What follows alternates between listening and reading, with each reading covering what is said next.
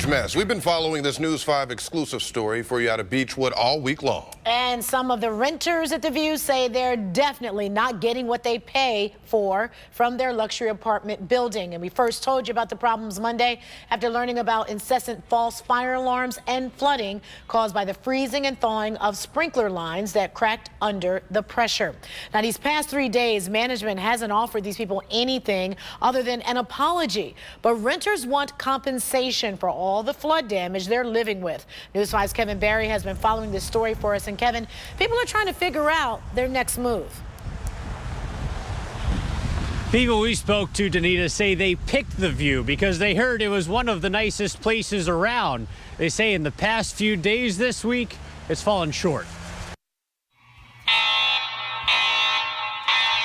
Jarring fire alarms isn't Philip Williams' first choice for a wake-up call.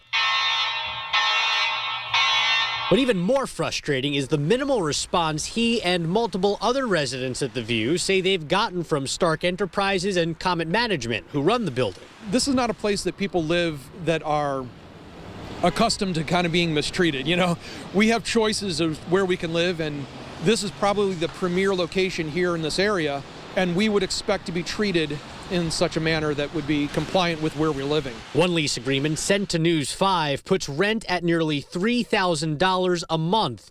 In the building is this two-story gym shown in this picture on the apartment website. This is a more recent picture. Residents tell us the gym is closed now because of water damage. But even before all this, those residents say the View was slow to fix the elevator or the garage door while they waited for parts. Lawyer Philip Fine says tenants who can pay rent that high also have options. You know, with great expectations comes more responsibility on behalf of the landlord to make sure that he satisfies their people. But Philip says for tenants to fight back, they need to document every complaint, especially if they want to challenge their landlord to get out of their lease or withhold rent. Promises, he says, don't cut it. They rely upon oral representations which aren't worth the paper they're written on because they're not written on paper. The sign on the side of Stark Enterprises' downtown office says it's all about the experience. For angry residents at the View, that's just about right. We've been reaching out to Stark and Comet all day and all week, dating back to Monday. All we got was an email response back on Monday saying that they're working to fix the problems inside the View. Live in Beachwood, I'm Kevin Barry, News 5.